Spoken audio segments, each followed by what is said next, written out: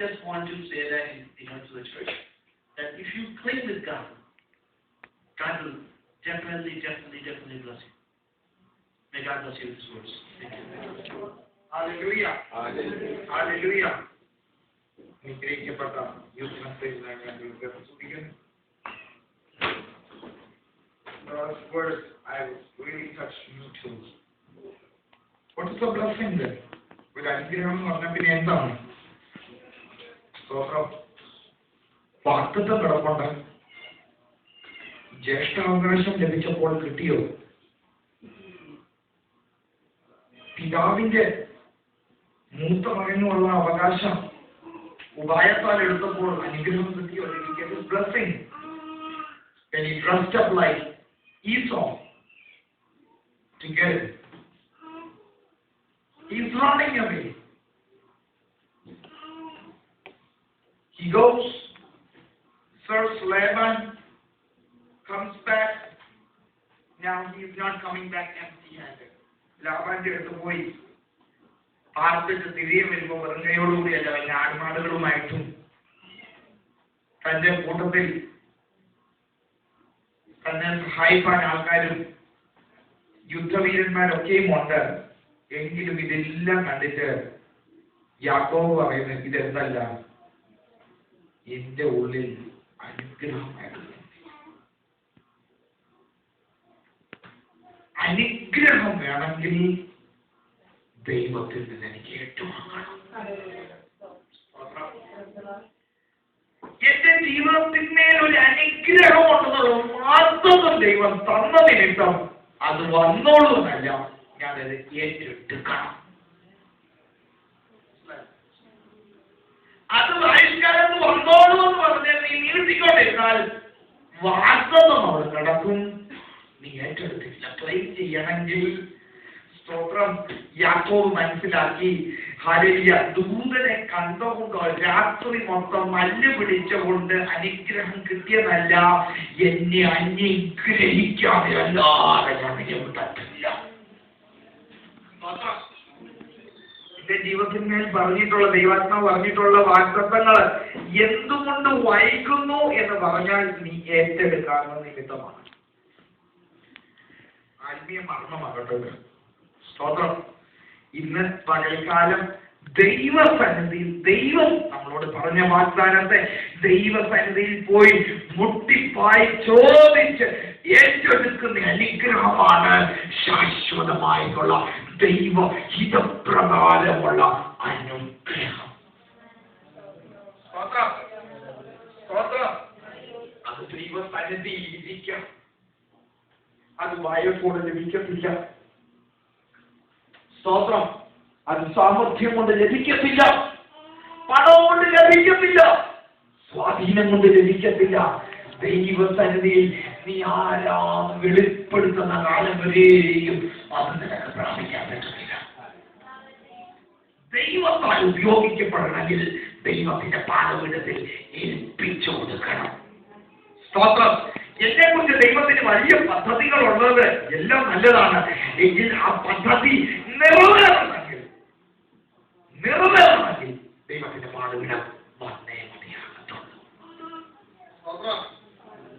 സ്തോത്രം. സ്തോത്രം. എത്ര പേർ അതിനെ വൈകിപ്പിക്കും? How many of you will carry your blessing? Amen. ദൈവം നിന്നെ മാനിക്കാമെന്ന് പറഞ്ഞിട്ട്, ദൈവം നിനക്ക് വേണ്ടി ഇന്ന വിടുതൽ തരാമെന്ന് പറഞ്ഞിട്ട് ഇന്നും അത് വൈകി നിൽക്കുന്നതിന്റെ കാരണം എന്തെന്ന് നീ മനസ്സിലാക്കുന്നില്ലെങ്കിൽ ഇന്ന് ഓടി ദൈവസന്നിധിയിൽ വന്ന് ദൈവത്തോട് ചോദിച്ച് നീ തന്നെ സ്ഥാപിച്ചെടുക്കണം. അവിടെയാണ് നിന്റെ വിടുതൽ കിടക്കുന്നത്. ലാബാന്റെ വീട്ടിലല്ല നിന്റെ വിടുതൽ കിടക്കുന്നത്. സ്തോത്രം. ദൂതന്റെ ദർശനം കണ്ടപ്പോഴല്ല, ഗോവേണിയുടെ ദർശനം കണ്ടപ്പോഴല്ല, യാബോക്ക് കടൽ തീരവും മാത്രവുമല്ല, നീയും ദൈവവുമായിട്ട് ഇടപെടുന്ന നിമിഷമാണ് ദൈവം കണക്കിടുന്നത്. അതെ, പോകാമോ? ദൈവസന്നിധിയിൽ ഇരിക്കാമോ? സ്തോത്രം. ഇരുന്ന് നീ ക്ലെയിം ചെയ്തെടുത്തോണം. ആമേൻ. സ്തോത്രം. ഒറ്റയ്ക്ക് ഇരിക്കണം. എല്ലാം വെടിഞ്ഞിരിക്കണം, ഉപവസിച്ചിരിക്കണം. സ്തോത്രം, സ്തോത്രം. ലോകമോഹങ്ങളെല്ലാം മാറ്റി വെക്കണം. സ്തോത്രം. അടുത്തത് സ്തോത്രം, ദൈവവുമായിട്ട് മാത്രം, അല്ലെങ്കിൽ ഒരു പത്മോസ് അനുഭവത്തിൽ വരണം. സ്തോത്രം. അന്നേരമാണ് ചിലത് വെളിപ്പെടുന്നത്. സ്തോത്രം. ഹല്ലേലൂയ. സ്തോത്രം.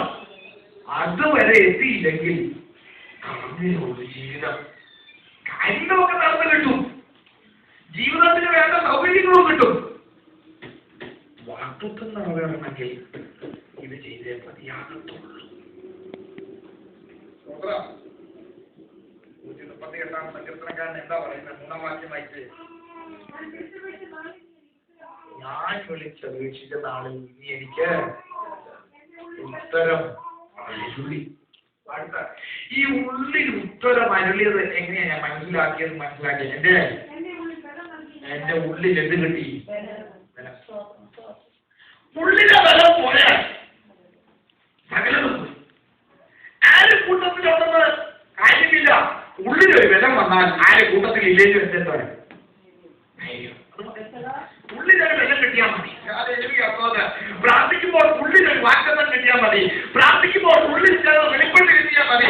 പ്രാർത്ഥിക്കുമ്പോൾ ഉള്ളിൽ ദൈവത്തെ കാണിച്ചാൽ മതി. അത് കണ്ടു കഴിഞ്ഞാൽ പിന്നെ എന്ത് പ്രതികൂലമായി നടന്നാലും പേടിക്കണ്ട.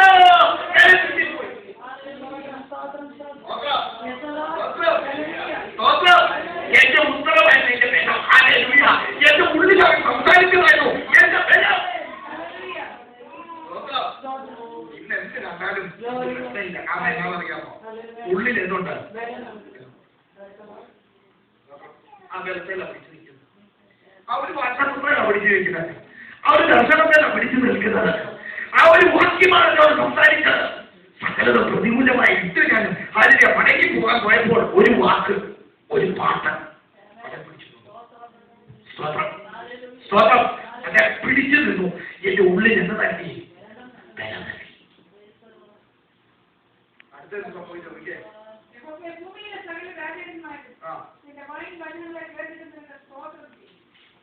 ഏഴാം വാക്യം. അടുത്ത ഈ ബലമുള്ളതുകൊണ്ട് എന്താ? ഞാൻ കഷ്ടതയുടെ നടുവിൽ നടന്നാലും നീ എന്നെ ജീവിപ്പിക്കും. ആർക്കുണ്ട് ഈ അനുഭവം? കഷ്ടതയുടെ നടുക്കുള്ള സഹായം. ഞാൻ എന്നെ നീ എന്നെ അടുത്ത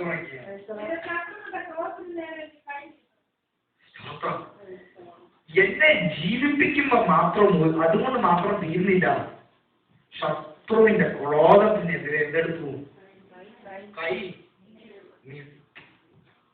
സ്തോത്രം. ഇപ്പോൾ ഞാൻ ആരുടെ മറവിലാണ് നടക്കുന്നത്? ദൈവത്തിന്റെ മറവിലാണ്.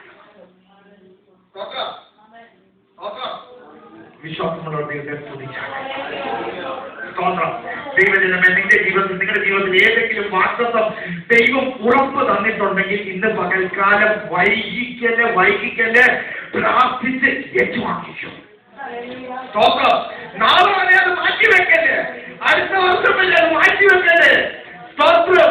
കാര്യങ്ങളൊക്കെ ഭേദമായി പോകട്ടെ എന്ന് പറഞ്ഞ് മാറ്റിവെക്കല്. വാദിക്കുമ്പോൾ മാറ്റിവെക്കല്. ഇന്ന് തന്നെ എടുക്കും. അതുകൊണ്ടായി ഇന്ന് നമ്മളാണ്. സ്തോത്രം. ദൈവം നമ്മളെ അനുഗ്രഹിക്കും. സ്തോത്രം. കേൾപ്പിച്ച നല്ല വചനങ്ങളെ ഓർത്ത് ദൈവത്തെ വീണ്ടും സ്തുതിക്കാം. ഹല്ലേലൂയ. സ്തോത്രം. സ്തോത്രം. ഇന്ന് പകൽക്കാലം